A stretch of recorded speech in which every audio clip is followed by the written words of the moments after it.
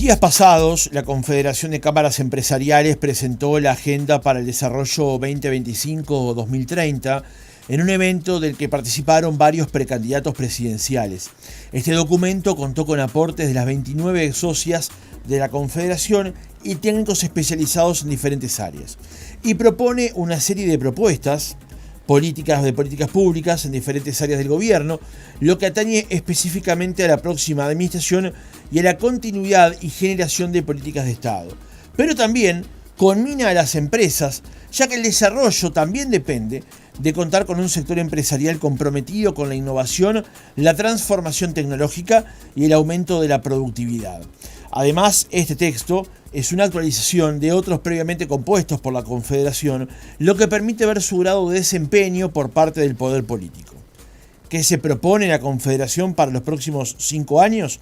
Lo conversamos en nuestra entrevista central con Diego O'Neill, presidente de la Confederación de Cámaras Empresariales. Francisco Morales, otra mañana. O'Neill, ¿cómo le va? Buenos días, gracias por acompañarnos. Buenos días, un gusto estar con ustedes. Antes de pasar al documento, que como le decía antes de que se abriera el micrófono, es muy interesante y además permite ver el paso del tiempo y no solamente que plantea cosas para el poder político, sino que también para las propias empresas o entidades. Es bueno comenzar presentando qué es la Confederación de Cámaras Empresariales. En su momento, cuando se presentó, se hablaba de la supergremial, digamos. ¿Qué es la Confederación? Bueno, es precisamente eso, una confederación que nuclea 29 gremiales representativos de los distintos sectores de actividad. Están prácticamente todos los sectores. Hay algunas gremiales que no están, pero esperamos que en un futuro próximo se incorporen. Y bueno, como te decía, está todo el espectro económico de la actividad privada prácticamente está representado. Y generar un documento precisamente con 29 gremiales y ponerse de acuerdo en las cosas a plantear, creo que es una señal de que detrás hay trabajo, de que detrás hay esfuerzo, porque también no desconocemos que a veces hay gremiales que tienen intereses contrapuestos. A alguno le puede servir, por ejemplo, un dólar barato y a otro un dólar caro y cosas de ese tipo. Entonces creo que hay un esfuerzo interesante, habla de madurez también, porque el hecho de que el documento comience en primera persona, es decir, planteando desafíos para el sector empresarial, es también una señal de eso, de seriedad, de madurez, porque entendemos que el desarrollo obviamente pasa por un sector empresarial también comprometido con el crecimiento, con el aumento de la productividad fundamentalmente. O'Neill, como decía en la introducción, la Confederación ha presentado documentos de este estilo desde que se conformó para este gobierno, para instancias electorales, por ejemplo. Una evaluación de lo que fue el documento que presentaron antes de las elecciones del 2019 y su grado de cumplimiento. Tal vez cumplimiento no sea la palabra porque no está supeditado al cumplimiento del gobierno, digamos. Pero ¿cómo han visto ustedes lo que planteaban desde la Confederación y lo que ha hecho el gobierno en estos 4 años y algo de gestión? Sí, la Confederación se crea en 2016, hay antecedentes de años anteriores donde hubo intentos y demás, pero como Confederación comienza en 2016 y desde siempre hemos entendido que hacer este tipo de aportes al debate de las políticas públicas y las reformas estructurales que el país necesita es algo central en nuestra misión. Hubo varios documentos en distintos años, pero en particular en 2019, en el contexto de la anterior campaña electoral, se hizo un documento con propuestas para la administración en curso, y allí hay, lo que pasa es que hay temas de distinta importancia, digamos, pero hay cosas en las que se avanzó indudablemente, la reforma educativa, la reforma de la seguridad social, la creación de una regla fiscal, el intento de reducción del déficit fiscal, que no llegó a los valores que nosotros aspiramos, pero bueno, un intento ha habido. Son cosas importantes. Hay otras, por ejemplo, en lo que se llama reforma del Estado o algo así, donde quizás no se avanzó, o quizás no, donde no han habido avances significativos, y después hay una cantidad de temas de distinto calibre donde hay avances, en algunos hay algún pendientes y otro directamente no se avanzó. Eso está al final del documento en un anexo que un poco machea las propuestas con lo que sucedió a lo largo de esta administración.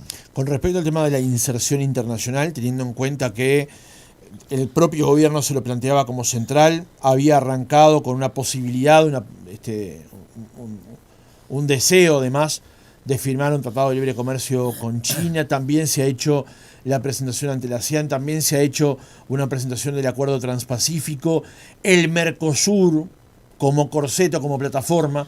¿Cómo lo ve la Confederación ese aspecto? Ahí está, ahí tenemos un capítulo específico sobre el tema de comercio exterior e inserción internacional por dos motivos. Uno, porque es un tema central para un país como el nuestro, un país chico, solo puede encontrar su desarrollo en la apertura al mundo, en una inserción profunda. Y por otro lado, porque también no es un tema que depende exclusivamente de nosotros, como todos sabemos, hay decisiones de terceros países que nos condicionan, que nos limitan. Nosotros acompañamos la estrategia del gobierno en su momento de avanzar intentando la flexibilización del Mercosur que permitiera hacer acuerdos bilaterales. Bueno, eso no ha sido demasiado exitoso. Se intentó, pero ha encontrado dificultades, sobre todo con la anterior administración argentina y con la administración de Brasil a partir del cambio de gobierno.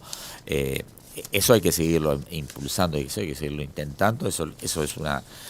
Ahora, paralelamente nosotros decimos el Mercosur es importante para muchas empresas porque es su único destino de exportación para colocar sus productos, es importante en números, en el porcentaje que exportamos y también en la importación, pero en paralelo todas nuestras exportaciones fuera del Mercosur enfrentan desafíos grandes. Por ejemplo, en el año 2022 dejamos más de 500 millones de dólares en aranceles.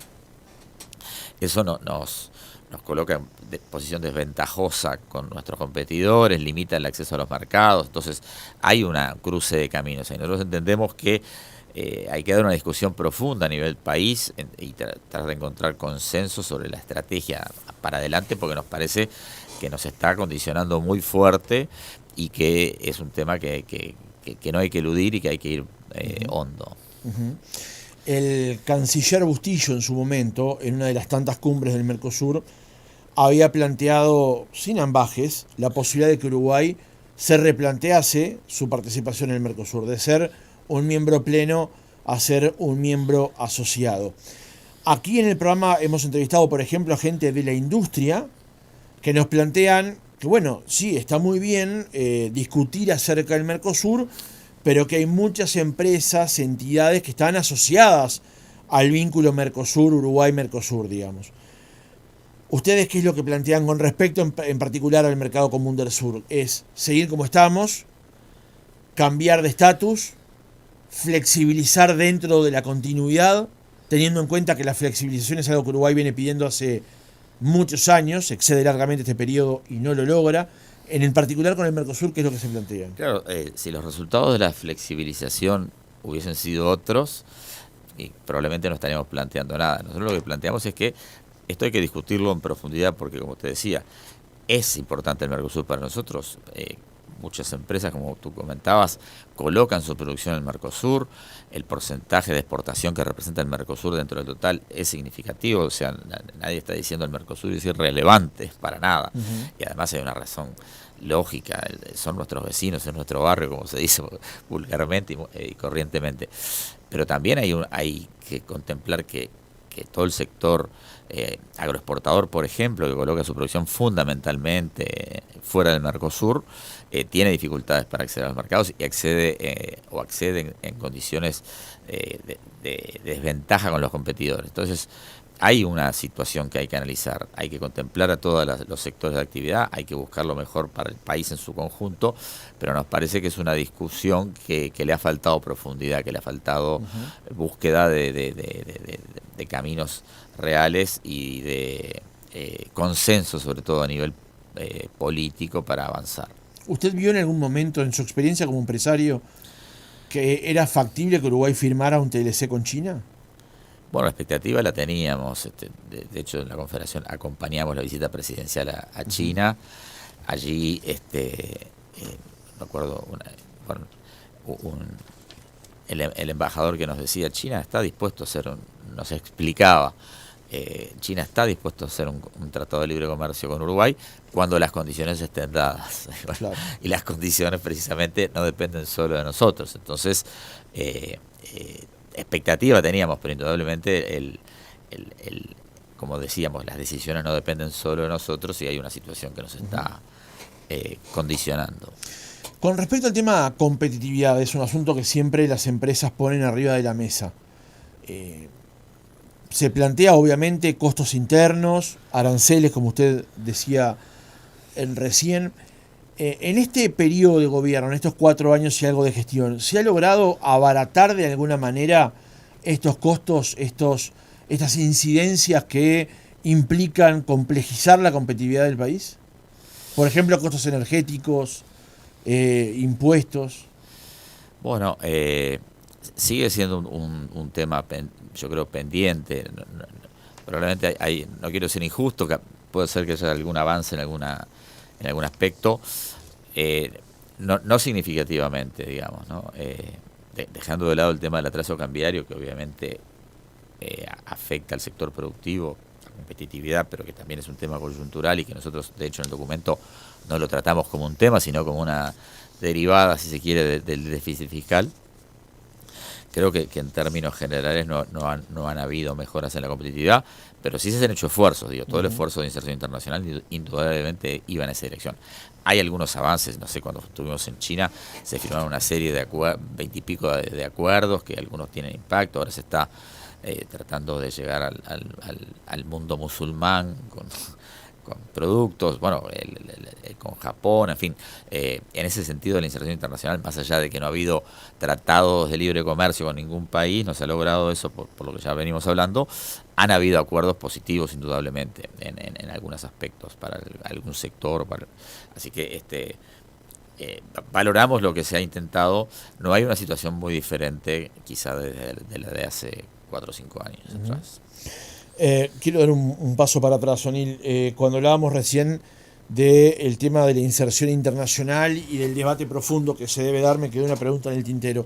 ¿Este asunto cree usted que es una política de Estado? ¿Que la necesidad imperiosa que tiene Uruguay como un país de las dimensiones que tiene de exportar y de exportar en mejores condiciones ha sido una política de Estado?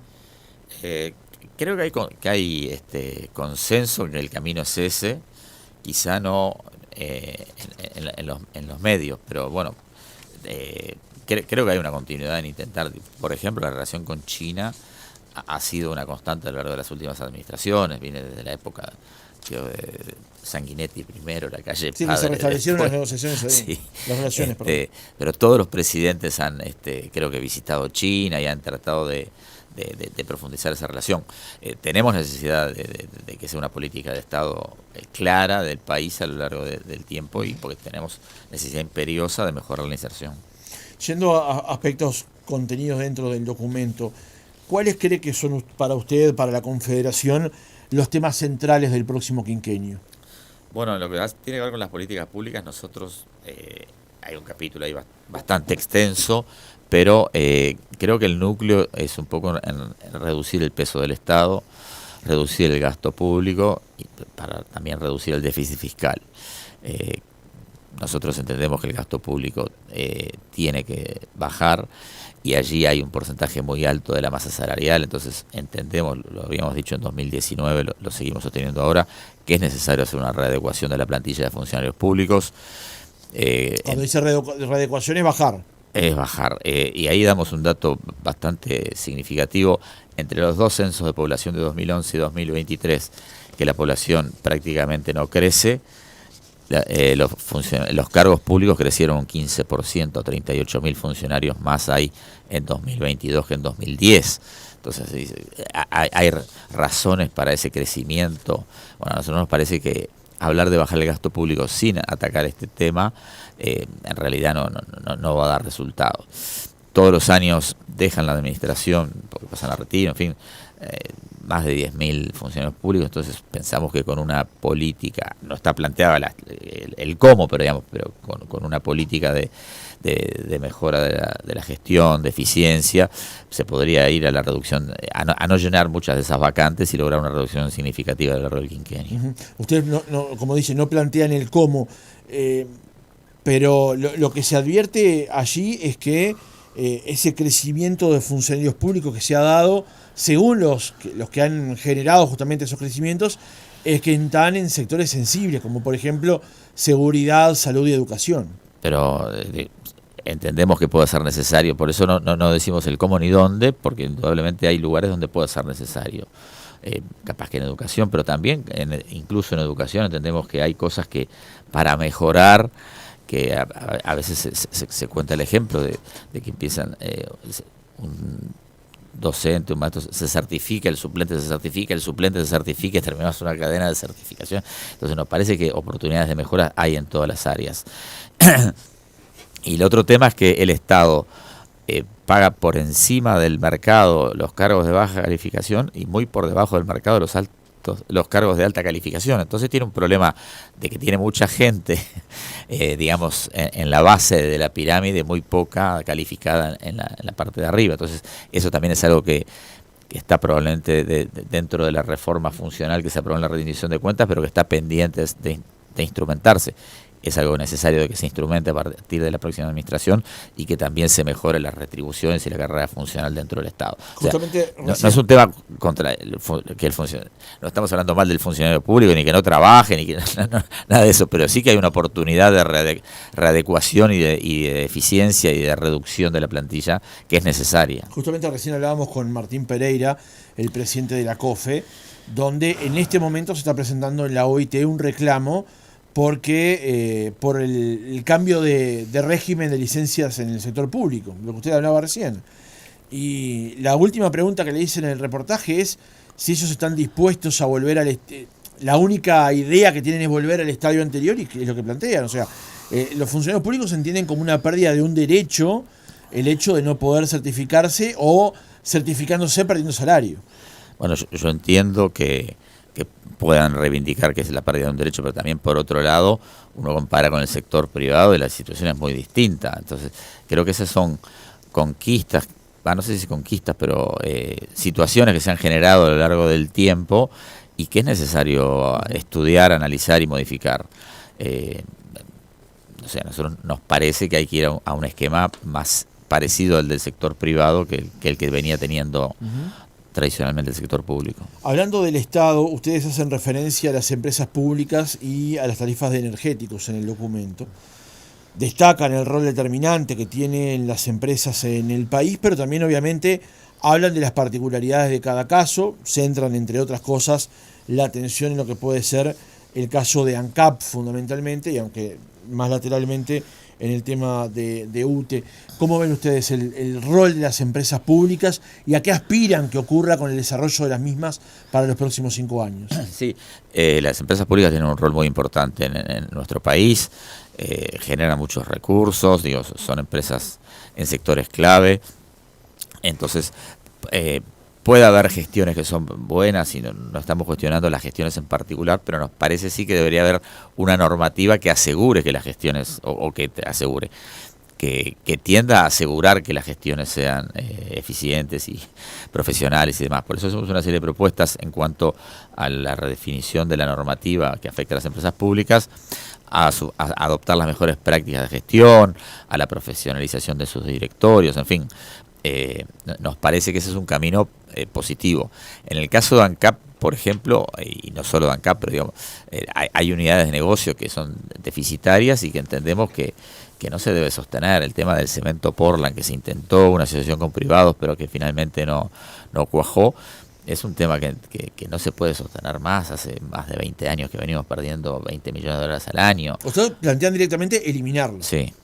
Sí. Con el impacto social que eso tendría. Bueno, pero obviamente que los funcionarios que están en la división cemento se redistribuirán en otras áreas. Puede haber incentivos de retiro, que hay gente que eso le interesa. Es decir, pero uno dice, ¿puedo seguir por mantener estos puestos de trabajo perdiendo 20 millones de dólares al año cuando la producción de cemento es una industria exitosa y de buena rentabilidad en el mundo? O sea, nos parece que ahí estamos haciendo algo mal hace mucho tiempo y que no tiene sentido. Donde además han venido jugadores extranjeros que, según nos han comentado, se benefician de la ineficiencia de la propia ANCAP para fijar precios, por ejemplo. Bueno, es probable que sí, que porque en definitiva se pegan al precio de ANCAP y tienen mayor rentabilidad. Podría ser más barato, de menor precio el cemento en Uruguay, y no lo es precisamente por esto. Hay un tema interesante para plantear aquí también, O'Neill, que tiene que ver con el tema de los seguros.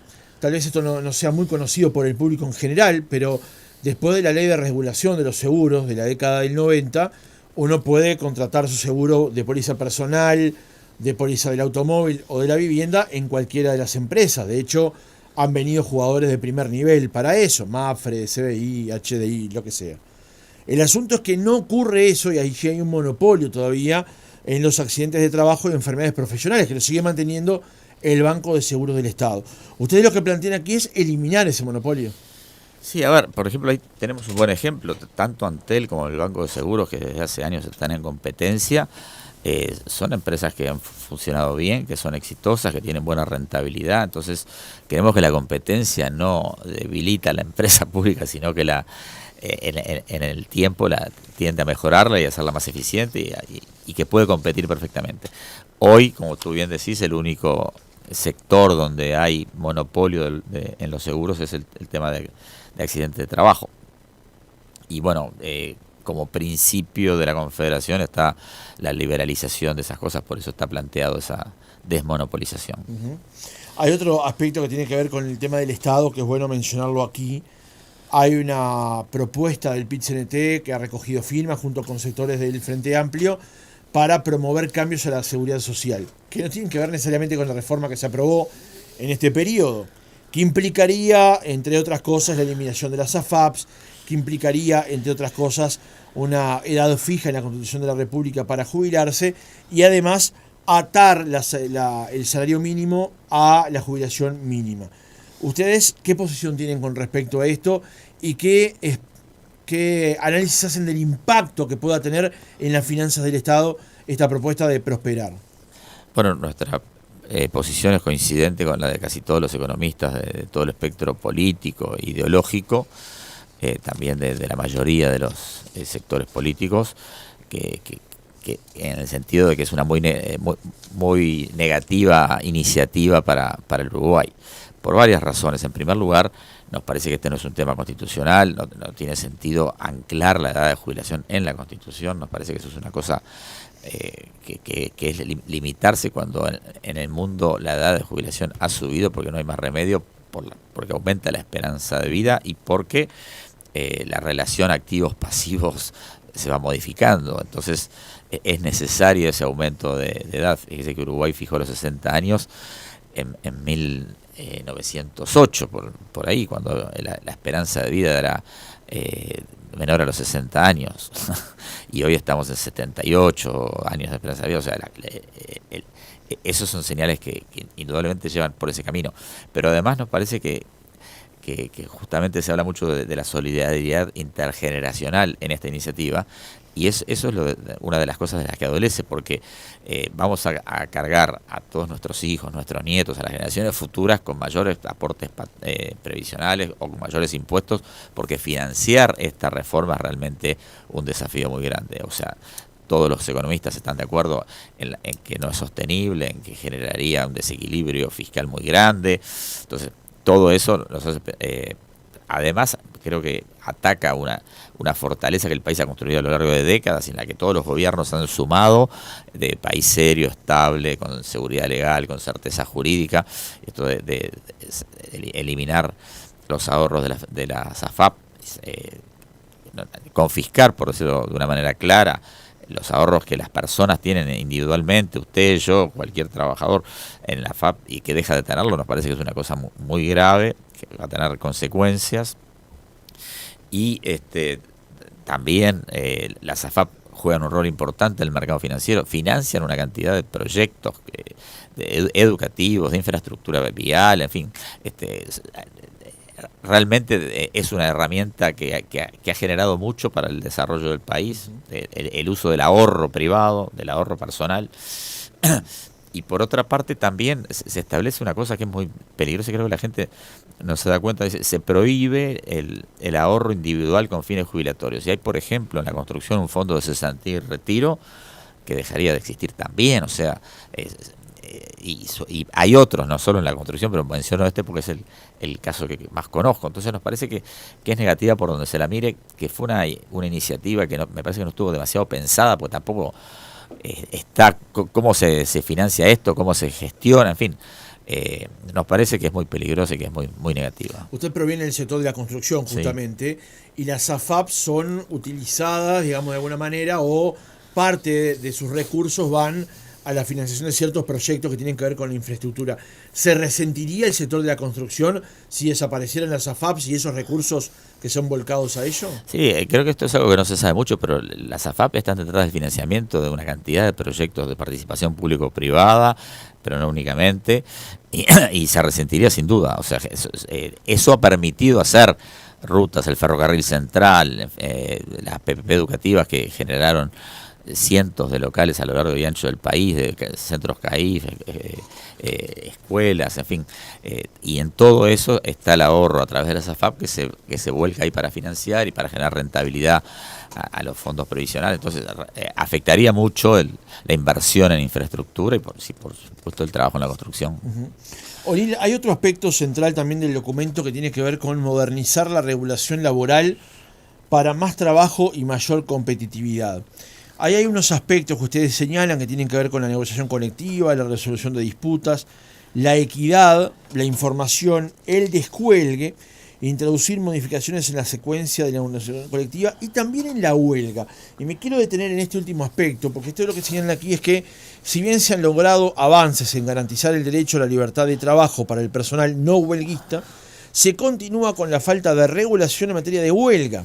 Es imperioso, entienden ustedes, lograr definiciones legales respecto de los alcances de esta y especialmente definir casos de huelga ilícita y sus consecuencias. ¿A qué apuntan con esto?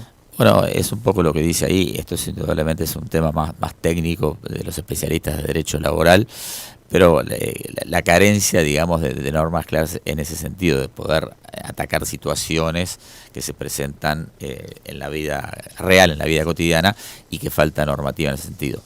Igual creo que lo más importante allí es lo que tiene que ver con la negociación colectiva, porque eso hace mucho a la competitividad y que nosotros valoramos la negociación colectiva y es muy sólida y muy abarcativa en Uruguay, pero también da soluciones únicas para situaciones que son diferentes. Entonces nos parece que eso es un debe, que es algo que habría que tratar de mejorar para contemplar la heterogeneidad de las empresas. O sea, pero le planteaba el tema de la huelga porque sí, la ley de urgente consideración planteó el instrumento de que estuvieran amparadas las empresas que quisieran desalojar eventuales ocupaciones y que tenían derecho a realizar la huelga o las medidas de lucha de los trabajadores y también ingresar y trabajar aquellos que así lo desearan. ¿Ustedes se han sentido respaldados por esa normativa o entienden que a esa normativa habría que profundizarla con otros aspectos?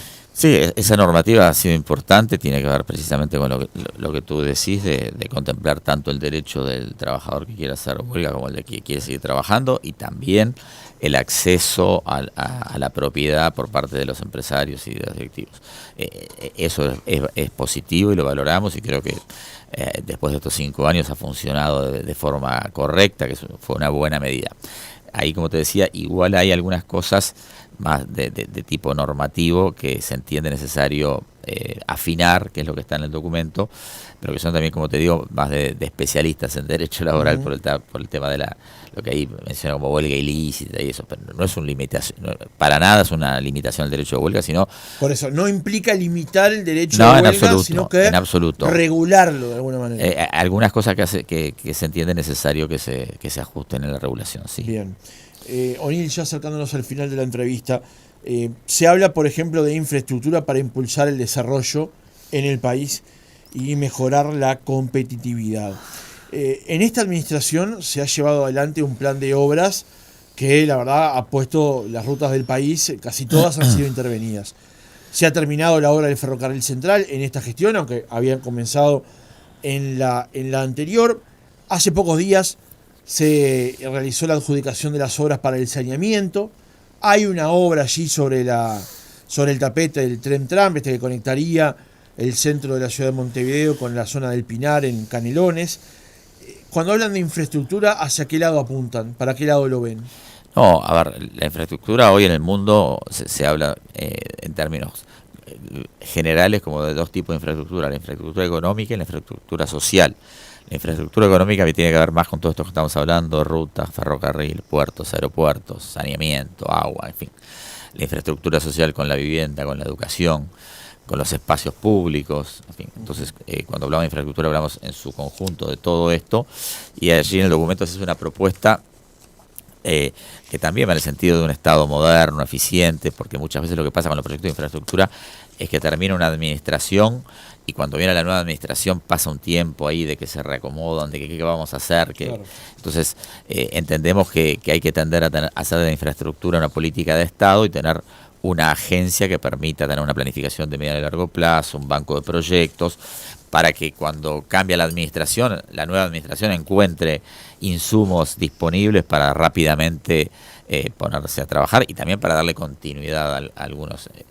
Los proyectos de infraestructura en general son de varios años, trascienden las administraciones, entonces nos parece que es bueno también en ese sentido de hacer más eficiente la inversión, de gastar menos para cada inversión. Hay estudios que demuestran que eso permite abaratar porque hay eficiencias, hay oportunidades de simplificación, entonces nos parece que es una cosa buena.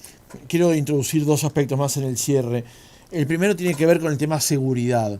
Han planteado cuestiones vinculadas a la seguridad y cómo impacta esto en las empresas. Un rubro que antes tal vez las empresas era variable, ahora es fijo, es un costo que se suma tener la seguridad presente y activa.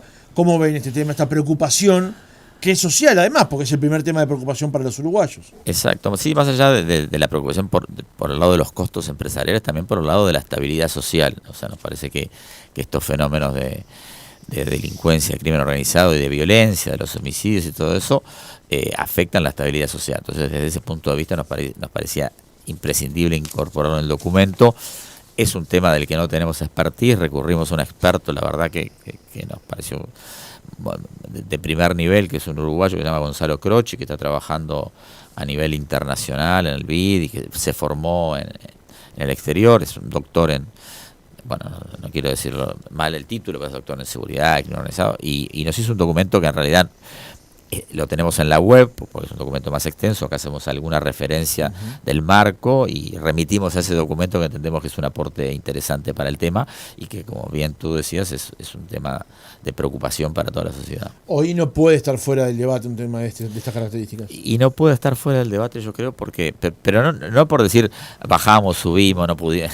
El presidente lo decía el otro día, hemos bajado todos los delitos, pero con los homicidios no pudimos. Digo, eso es, y además, ahí en este estudio que nos hizo este especialista está, los homicidios crecen exponencialmente cuando el país tuvo un periodo de crecimiento económico fuerte de 2005 a 2014, por decir algo, y ahí hubo un crecimiento. Entonces es un fenómeno complejo, pero que si no se atiende adecuadamente puede condicionar, como decíamos, la estabilidad social.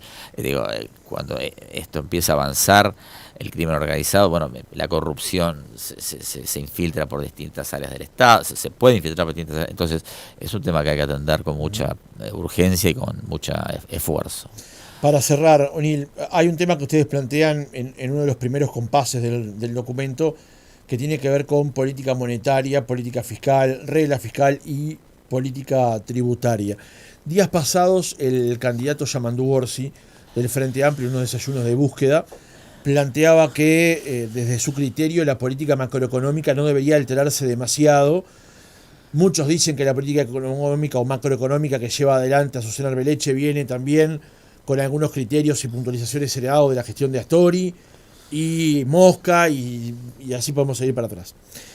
¿Ustedes creen que esos criterios generales de la política tributaria, de la política macroeconómica del país, ese primer piso, como le llamaba Ricardo Pascale, está a resguardo independientemente de quién gane, o tienen algunos temores en función de algunos comentarios que se hayan hecho?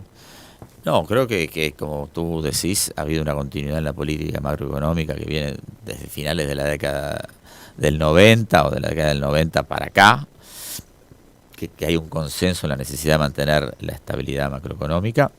Pero bueno, sí, después los gobiernos tienen énfasis diferentes.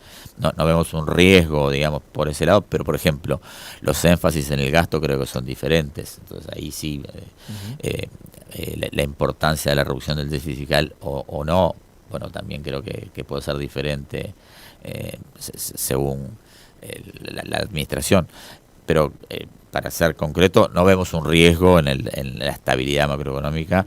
Por ejemplo, creo que todos valoran haber reducido la inflación y no imagino que un gobierno, sea del signo que sea, vaya a ir a un aumento de la inflación, porque creo que son cosas que hay una coincidencia a nivel del espectro político de la gestión macroeconómica. Y para ustedes es central que exista esa certeza de no imposiciones tributarias que vengan de la noche a la mañana o grandes desequilibrios del sector público que impacten en el sector privado. Es central, sí.